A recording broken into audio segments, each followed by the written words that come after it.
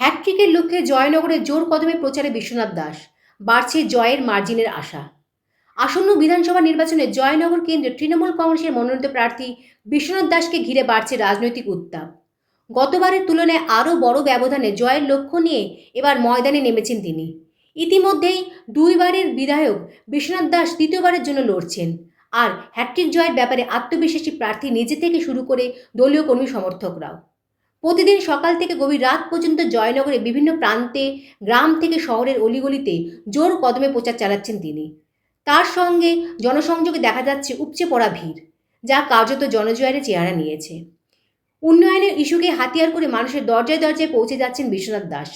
প্রচার চলাকালীন বিরোধী দল বিজেপিকে কটাক্ষ করে তিনি বলেন, ওরা ধোঁকাবাজি রাজনীতি করে, মিথ্যে প্রতিশ্রুতি দিয়ে মানুষকে বিভ্রান্ত করে, কিন্তু তৃণমূল কংগ্রেস সবসময় মানুষের পাশে থেকেছে। আমি নিজেও বছরে ৩৬৫ দিন মানুষের পাশে থাকার চেষ্টা করি, তারই প্রতিফলন আজ এই বিপুল জনসমর্থন। স্থানীয় ব্যবসায়ী থেকে শুরু করে সাধারণ ভোটারদের একাংশ আশাবাদী, তৃতীয়বারের জন্য বিশ্বনাথ দাসের জয় এখন শুধু সময়ের অপেক্ষা। সব নজর এখন ভোটের ফল ঘোষণার দিন ৪ঠা মের দিকে, যেখানে হ্যাটট্রিক জয়ের ছবি স্পষ্ট হতে পারে বলে মনে করেছেন রাজনৈতিক মহল।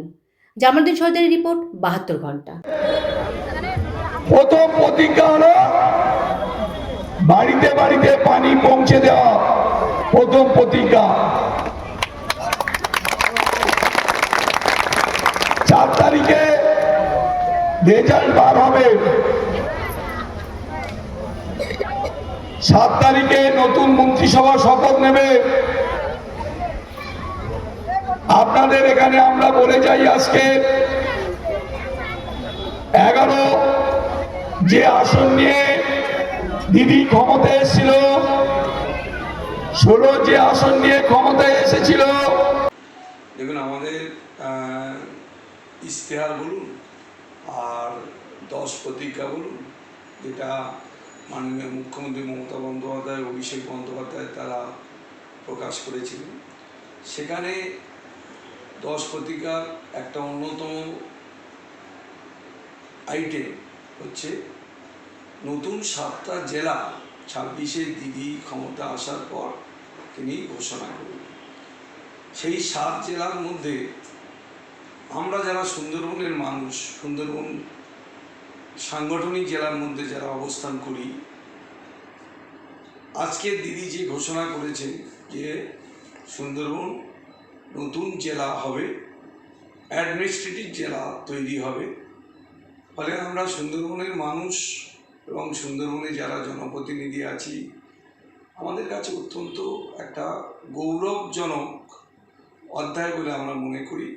এবং আজকের দিনটা আমাদের কাছে একটা স্মরণীয় দিন হিসাবে, জেলা হিসাবে আলাদা একটা অ্যালটমেন্ট হয়। একটা বড় জেলা, তার যে অ্যালটমেন্ট, 31টা বিধানসভা তার যে অ্যালটমেন্ট, আর একটা জেলা 10টা বা 9টা বিধানসভা নিয়ে তার একই অ্যালটমেন্ট। ফলে জেলা আলাদা ভাগ হলে ফলে কেন্দ্রের যেটা সাংবিধানিক যে ব্যবস্থাপনা, তাতে যে কেন্দ্রের যে টাকা বরাদ্দ হয় জেলা ওয়াইজ, সেক্ষেত্রে অনেকটা সুবিধা হবে।